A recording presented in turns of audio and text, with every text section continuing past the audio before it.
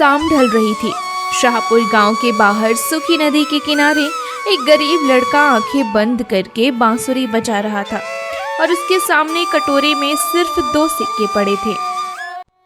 अरे अर्जुन, अरे बस भी कर बेटा। तेरी बांसुरी सुनकर लोग रो लेते हैं, लेकिन पैसे देने के वक्त सबको अपनी गरीबी याद आ जाती है। चाचा, लोग पैसे दे या ना दे, इससे क्या, मुझे तो इतना चाहिए कि रात को माँ की दवा आ जाए। वैसे भी आदमी जब बहुत दुखी होता है ना, तो या तो रोता है या बांसुरी बजाता है। और तू दोनों करता है, पहले बांसुरी बजाता है, फिर घर जाकर चुपके से रोता है। रोता नहीं हूँ चाचा, बस कभी कभी लगता है कि भगवान मुझे देखना भूल गया। ऐसी बातें मत कर, ऊपर वाला देर करता है, अंधा नहीं होता। इतने में गांव का एक लड़का दौड़ता हुआ आता है। अरे सुनो, फिर एक आदमी गायब हो गया। कौन? जगन मल्ला। कैसे? लोग कह रहे हैं रात जंगल में एक लड़की दिखी थी, उसके पीछे गया फिर लौटा नहीं। या अल्लाह, फिर वही बात। अरे रहने दो, हर बार लड़की, हर बार जंगल, कुछ भी बोल देते हो। तू हंस रहा है? पूरे गांव में पिछले साल से 12 आदमी गायब हुए हैं। अगर सच में कोई लड़की है तो मैं उससे जाकर पूछूंगा, आदमी गायब करती है या अकल? सब हंस पड़ते हैं। रात को अर्जुन घर पहुंचता है और उसकी माँ मिट्टी के चूल्हे के पास बैठी थी। आ गया बेटा? हाँ माँ। आज खाना खाया? पहले तुम खाओ। फिर झूठ। माँ सच बोलूं, आज पूरे दिन बस एक रोटी खाई। पगले, मेरे लिए खुद को मत खत्म कर। जब मैं छोटा था तुमने मुझे खिलाकर खुद पानी पिया था, अब हिसाब बराबर कर रहा हूँ। तेरा बाप होता तो। मत याद करो उसे, छोड़ गया था ना हमें। नहीं बेटा, वो गया नहीं था, उसे कोई ले गया था। अर्जुन चौंक जाता है। क्या मतलब? कुछ नहीं, पुरानी बातें हैं तो खाना खा। लेकिन अर्जुन की आंखों में सवाल उतर चुके थे। आधी रात अर्जुन चुपचाप बांसुरी लेकर नदी किनारे पहुंचता है। वह आंख बंद करके बजाने लगता है। अचानक उसे एहसास होता है कि कोई उसे सुन रहा है। कौन है? दूर सफेद कपड़ों में एक लड़की खड़ी थी। उसकी आंखें अर्जुन पर टिकी थी। ये धुन, ये तुम्हें किसने सिखाई? मेरे पिता ने। नाम? अर्जुन। नहीं, ये नाम नहीं हो सकता। अर्जुन हैरान होकर उसे देखता है। तुम मुझे जानती हो? लड़की धीरे धीरे आगे आती है। अगर मैं कहूँ तुम गरीब बांसुरी वाले नहीं, कुछ और हो तो? अर्जुन कुछ बोलता उससे पहले लड़की की नजर अर्जुन के गले पर जाती है। उसकी सांसें रुक जाती हैं। ये लॉकेट, ये तुम्हारे पास कैसे आया? बचपन से है। या खुदा, इतने साल बाद मैंने तुम्हें ढूंढ लिया, शहजादा सलार। नदी किनारे ठंडी हवा बह रही थी। अर्जुन के हाथ अपनी गर्दन के लॉकेट पर पहुंच चुके थे और सामने खड़ी लड़की उसे देख रही थी, जैसे बरसों से कोई खोई चीज को तलाश रही हो। क्या कहा तुमने? शहजादा? शहजादा सलार? अरे तुम पागल हो क्या? मैं अर्जुन हूँ, इस गांव का गरीब बांसुरी वाला। मेरी माँ गंगा देवी है, मेरा घर टूटा हुआ है और मेरी जेब में 3 सिक्के हैं। ये कैसी अजीब बातें कर रही हो? काश मैं गलत होती तो मुझे सबसे ज्यादा खुशी होती, लेकिन ये लॉकेट मैं पहचानती हूँ। ये कोई साधारण गहना नहीं है, इसे पूरे राज्य में सिर्फ एक बच्चे को पहनाया गया था, उस बच्चे को जो 20 साल पहले गायब हो गया था। देखो, मुझे पहेलियां पसंद नहीं, सीधी बात करो।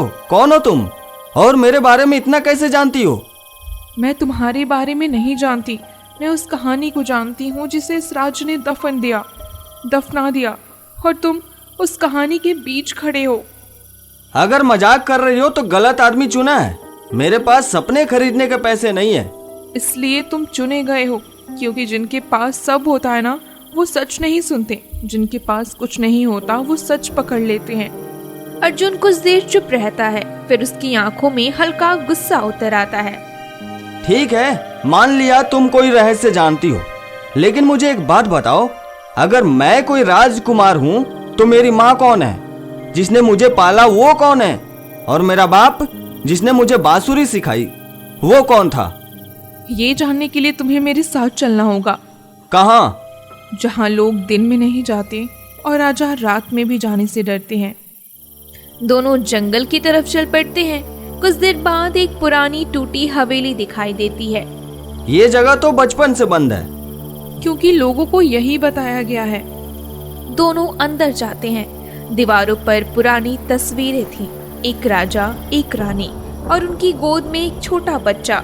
अर्जुन धीरे से रुक जाता है। ये बच्चा? उस बच्चे के गले में वही लॉकेट था। शहजादा सलार? नहीं, ये नहीं हो सकता। अर्जुन तस्वीर के पास जाता है। उसके हाथ कांप रहे थे। ये चेहरा, ये तस्वीर में बच्चे की शक्ल अर्जुन जैसी थी। अर्जुन पीछे हट जाता है। नहीं, ये झूठ है। मैं किसी राजा का बेटा नहीं हो सकता। अगर होता तो मेरी माँ मिट्टी के घर में क्यों रहती? उसने कभी क्यों नहीं बताया? क्योंकि जिसने तुम्हें बचाया उसने वादा किया था। किससे? रानी जोहरा से। रानी? 20 साल पहले महल में आग लगी थी। सबको बताया गया कि राजकुमार मर गया, लेकिन सच्चाई ये थी उसे बचा लिया गया था। किसने? एक बांसुरी बजाने वाले ने जो महल में काम करता था। अर्जुन का चेहरा उतर जाता है। मेरे पिता? हाँ, वो तुम्हें लेकर भाग गया। राजा से नहीं, राजा के दुश्मनों से। कौन? अचानक पीछे से भारी आवाज गूंजती है। जिसका नाम सुनकर लोग सिर झुका देते हैं। दोनों पीछे मुड़ते हैं। दरवाजे पर खड़ा था काले वस्त्र, माथे पर राख और हाथ में लोहे का डंडा, तांत्रिक भैरवनाथ।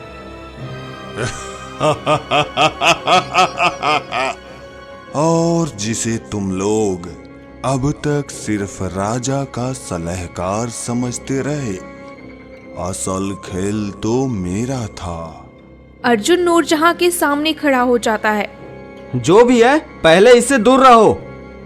भैरवनाथ हंसता है।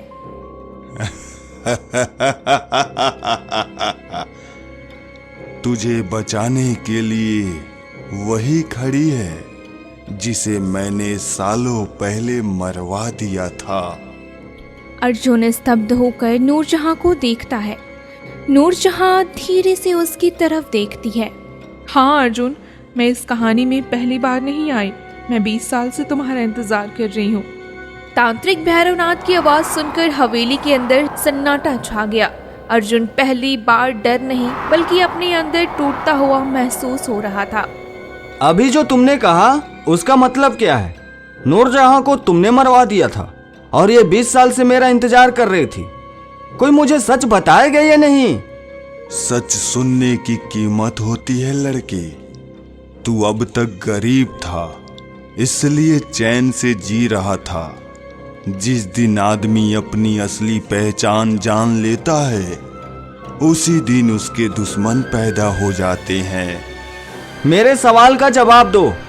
ठीक है, 20 साल पहले इस राज्य में राजा रुद्र प्रताप राजा नहीं थे। असली राज सिंहासन किसी और का था।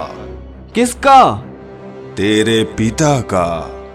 अर्जुन जैसे जमीन में गड़ गया। मेरे पिता? राजा समरवीर सिंह, उनकी बेगम जोहरा और उनका बेटा सलार। अर्जुन की सांसें भारी होने लगी। नहीं, मेरे पिता तो एक साधारण आदमी थे। वो तो बांसुरी बजाते थे, लकड़ी काटते थे। उन्होंने कभी... नूरजहां धीरे धीरे उसकी तरफ देखती है। क्योंकि वो तुम्हारे असली पिता नहीं थे। अर्जुन पीछे हट जाता है। बस करो। मतलब जिस आदमी को मैं पिता कहता रहा, जिसकी चिता मैंने अपने हाथों से जलाई, वो मेरे पिता नहीं थे। पिता जन्म देने से नहीं बनते अर्जुन, तुम्हें बचाने के लिए उन्होंने अपना नाम तक छोड़ दिया। और उनकी उसी अच्छाई का फायदा हमने उठाया। अर्जुन अचानक उसकी तरफ बढ़ता है। हमने? भैरवनाथ हंसता है। मैं और राजा रुद्र प्रताप, हमने महल में आग लगवाई। राजा समरवीर मारा गया, रानी जोहरा बच गई, लेकिन राजकुमार गायब। अर्जुन की आंखें लाल हो जाती हैं। और तुमने मुझे मरवाया क्यों नहीं? क्योंकि मुझे तेरी जरूरत थी। राजवंश का आखिरी खून कुछ साधनाओं में बहुत काम आता है। अर्जुन गुस्से से कांपने लगता है। तुम इंसान नहीं हो। गलत, मैं वही हूँ जो इंसानों के अंदर रहता हूँ, लालच। नूरजहां आगे आती है। बस करो भैरवनाथ, तुमने पहले ही बहुत कुछ छीन लिया है। भैरवनाथ, और तू अभी तक जिंदा है? मुझे लगा था उस रात तू भी मर गई होगी। कौन सी रात? नूरजहां पहली बार चुप हो जाती है। नूरजहां, तुम कौन हो? मैं महल में काम करने वाले उस्ताद करीम की बेटी थी। हम दोनों साथ बड़े हुए थे। तुम राजकुमार थे और मैं एक नौकर की बेटी, लेकिन तुम मुझे हमेशा दोस्त कहते थे। उसकी आंखें भरने लगती हैं। उस रात आग लगी, सब भाग रहे थे। मैं तुम्हें ढूंढने अंदर आई और महल मेरे ऊपर गिर गया। सबको लगा मैं मर गई, लेकिन मैं बच गई। और जब लौटी तुम नहीं थे। अर्जुन उसकी तरफ देखता रह जाता है। मतलब तुम 20 साल से मुझे ढूंढ रही थी? कुछ रिश्ते खून से नहीं बनते, याद से बनते हैं। अचानक हवेली हिलने लगी। भैरवनाथ अपना डंडा जमीन पर मारता है। बस, अब काफी कहानी हो गई। राजकुमार मिल गया, अब राजा को खबर देनी होगी। वो जोर से मंत्र पढ़ता है। हवेली के बाहर घोड़ों की आवाजें गूंजती हैं। मुंशी गोपाल दास की आवाज आती है। घेर लो, राजा का आदेश है। अर्जुन पहली बार समझ चुका था कि आज तक वो गरीब इसलिए नहीं था, बल्कि छिपाया गया था, और अब उसे सबसे बड़ी लड़ाई शुरू होने वाली थी। हवेली के बाहर मशालें जल उठी थी। सैनिकों की परछाइयां दीवारों पर चढ़ने लगी। अर्जुन पहली बार भागना नहीं, सामना करना चाहता था। तो यही सच था, मैं गरीब नहीं था, मुझे गरीब बनाकर रखा गया। जिस पिता ने मुझे पालकर बड़ा किया, वो जानते थे मैं कौन हूँ, फिर भी कभी नहीं बताया। और आज जब मुझे सब पता चला तो पूरी दुनिया मुझे मारने आ गई। अर्जुन, अभी सवालों का समय नहीं है। राजा रुद्र प्रताप अगर तुझे पकड़ ले गया ना, तो सुबह तक पूरे राज्य में खबर फैला देगा कि राजकुमार मर चुका है। लोग सच पर नहीं, ऐलान पर भरोसा करते हैं। और मैं भागता रहूं? पहले पिता छीन गए, फिर पहचान, अब और नहीं। वाह, खून जाग गया। अभी कुछ देर पहले तक बांसुरी वाला था, अब आवाज बदल गई। लेकिन सुन लड़के, राजकुमार होना तलवार पहनना नहीं होता। राजकुमार होना मतलब सबसे पहले अपना सब कुछ खोना होता है। बाहर से कदमों की भारी आवाज आने लगी। दरवाजा खोलो, राजा का आदेश है। राजवंश के गद्दार को हमारे हवाले करो। गद्दार मैं नहीं हूं। भैरवनाथ हंसता है। सही कहा, लेकिन इतिहास जीतने वाला लिखता है। नूरजहां अर्जुन का हाथ पकड़कर पीछे बने एक पुराने रास्ते की तरफ चल देती है। चलो, नहीं। अगर आज जिंदा नहीं रहे तो कल सच कौन बताएगा? दोनों हवेली के पिछले रास्ते से निकल जाते हैं। कुछ देर बाद पूरे जंगल के बीच अर्जुन थक कर बैठ जाता है। मुझे समझ नहीं आ रहा मैं कौन हूं। जिस आदमी को पिता कहा वो मेरे पिता नहीं, जिस जिंदगी को अपनी समझा वो उधार निकली, और जिस लड़की को पहली बार देखा वो मुझे 20 साल से जानती है। नूरजहां हल्का मुस्कुराती है। तुम पहले भी ऐसे ही थे। कैसा? जब छोटे थे खिलौना टूट जाता था तो कहते थे अगर जोड़ नहीं सकते तो साथ बैठकर रो लेते हैं। तुम सच में मुझे इतना जानती हो? मैंने तुम्हें कभी भूला ही नहीं। इतने में पीछे पत्तों की आवाज होती है। अर्जुन तुरंत मुड़ता है। कौन है? अर्जुन देखकर चौंक जाता है। करीम चाचा, आप? करीम चाचा मुस्कुराते हैं। हाँ बेटा, अब समय आ गया है कि मैं भी अपना सच बता दूं। आप? मैं सिर्फ गांव का बूढ़ा नहीं था, मैं राजा समरवीर का सेनापति था। अर्जुन स्तब्ध रह जाता है। क्या? जिस रात महल जला मैं ही तुझे वहां से निकाल कर ले गया था। तेरी माँ जोहरा ने कहा था अगर मेरा बेटा जिंदा रहे तो एक दिन वो अपना नाम खुद कमाएगा। अर्जुन की आंखें भर आती हैं। तो आपने मुझे छोड़ क्यों दिया? क्योंकि राजकुमार को बचाना था, पालना नहीं। जिस आदमी ने तुझे पाला वो मेरे दोस्त थे। अर्जुन सिर झुका लेता है। मैंने उन्हें कभी धन्यवाद भी नहीं कहा, उन्होंने कभी चाहा भी नहीं। तभी अचानक पीछे से ताली बजने की आवाज आती है।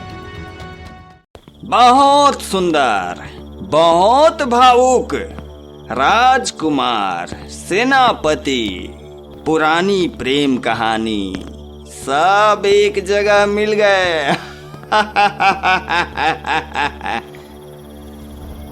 राजा सैनिकों के साथ सामने आते हैं। राजा रुद्र प्रताप, सलार या अर्जुन, जो भी नाम हो, आज तेरी कहानी खत्म। और अगर ना हुई तो साबित कर दे कि तू सच में राजकुमार है। अर्जुन पहली बार डर कर पीछे नहीं हटा, लेकिन उसे नहीं पता था कि अगली चोट दुश्मन नहीं, उसका अपना कोई देने वाला है। जंगल के बीच मशालें जल रही थी। राजा रुद्र प्रताप घोड़े से उतरा और अर्जुन को ऐसे देखने लगा जैसे बरसों का खोया शिकार सामने खड़ा हो। देखो इसे, राजघराने का आखिरी खून, लेकिन हालत देखो, फटे कपड़े, धूल से भरा चेहरा, हाथ में तलवार भी नहीं। समरवीर का बेटा ऐसे मिलेगा, मैंने कभी नहीं सोचा था। मैं कपड़ों से गरीब था, खून से नहीं। और जो आदमी गरीब होकर भी किसी का हक नहीं छीनता, वो राजा से बड़ा होता है। राजा हल्का सा हंसता है। बातें बिल्कुल अपने पिता जैसी करता है, इसलिए वो मर गया। अर्जुन की मुट्ठियां कस जाती हैं। मेरे पिता कायर नहीं थे। हाँ, बहुत बहादुर थे, इसलिए जलते महल में मर गए। अर्जुन आगे बढ़ता है, लेकिन करीम चाचा उसका हाथ रोक लेते हैं। गुस्सा अभी मत दिखा बेटा, राजा तलवार से नहीं दिमाग से हारता है। तुम अभी भी उसे बचा रहे हो सेनापति। 20 साल पहले भी यही गलती की थी। गलती नहीं थी, आशा बचाई थी। तभी पीछे से घोड़ों की आवाज आती है। सब मुड़कर देखते हैं। एक आदमी उतरता है। अर्जुन देखकर मुस्कुराने लगता है। रहीम? रहीम उसका बचपन का दोस्त था। साथ लकड़ियां काटता, साथ नदी जाता, कई बार भूखा भी साथ सोया था। रहीम आगे आता है। अर्जुन, मुझे माफ कर देना। अरे पागल, इसमें माफी कैसी? रहीम नीचे देखता है। क्योंकि मैं इन्हीं लोगों के साथ हूँ। अर्जुन का चेहरा उतर जाता है। क्या? राजा ने मुझे भेजा था। मैं शुरू से तुम्हारे पास इसलिए था ताकि अगर राजकुमार कभी मिला तो खबर दे सकूं। नहीं, तू झूठ बोल रहा है। काश, लेकिन सच यही है। कुछ पल के लिए कोई कुछ नहीं बोलता। अर्जुन धीरे से उसकी तरफ बढ़ता है। तू वही रही मैना जो मेरे बारिश में मेरे साथ आधी रोटी खाता था। जिस दिन माँ बीमार थी तू दवा लाया था। जब मुझे बुखार था तू सारी रात बैठा था। वो सब भी झूठ था? नहीं, वो सब सच था। लेकिन मैं गरीब था अर्जुन। मेरी माँ मर रही थी। राजा ने कहा उस लड़के पर नजर रखो और बदले में इलाज मिलेगा। मैं हार गया। अर्जुन कुछ देर उसे देखता रहता है, फिर मुस्कुराता है। तू दोस्त था, गद्दार नहीं। गरीबी आदमी से क्या करवाती है मैं जानता हूँ। बस बहुत हुआ। रहीम, उसे पकड़ लो। सबकी आंखें रहीम पर टिक जाती हैं। रहीम कांपता है। आदेश मानो। मैं गरीब हूँ लेकिन बिकाऊ नहीं। गद्दार नहीं, आज पहली बार वफादार बना हूँ। राजा हमला करने का आदेश देता है। सैनिक आगे बढ़ते हैं। अर्जुन इधर उधर देखता है, उसके हाथ में कुछ भी नहीं। तभी उसकी नजर अपनी पुरानी बांसुरी पर पड़ती है जो कमर में बंधी थी। राजा हंसता है। फिर वही बांसुरी, तलवार नहीं, फौज नहीं, और जीतोगे। जिसने दर्द सुना हो वो डर नहीं सुनता। अर्जुन आंखें बंद करके बांसुरी बजाने लगता है। धीरे, फिर तेज, फिर पूरी ताकत से। जंगल गूंज उठता है। अचानक दूर गांव की तरफ से लोग दौड़ते हुए आने लगते हैं। अर्जुन, करीम चाचा, हम आ गए। खबरदार, हमारे बांसुरी वाले को कोई हाथ नहीं लगाएगा। राजा पहली बार डर जाता है। उसे समझ आ गया कि राजा होने से लोग साथ नहीं देते, दिल जीतने से आते हैं। लेकिन तभी पीछे खड़ा भैरवनाथ मुस्कुराया और धीरे से बोला, अच्छा, तो असली खेल अब शुरू होगा। जंगल कांप रहा था। पूरा बंद महल धीरे धीरे खुलने लगा। लोग डरकर पीछे हट गए। भैरवनाथ की आंखों में जीत दिखाई दे रही थी। 20 साल से मैं इसी दिन का इंतजार कर रहा था। राजवंश का आखिरी वारिस खुद चलकर यहाँ आ गया। आज इस महल के अंदर अंतिम साधना पूरी होगी और मैं मृत्यु को भी हरा दूंगा। भैरवनाथ, अब वादा निभाओ, मुझे अमर बना दो। राजा, जो दूसरों के लिए गड्ढा खोदता है उसका नाम अमर नहीं होता। आज न राजा बचेगा न राजकुमार।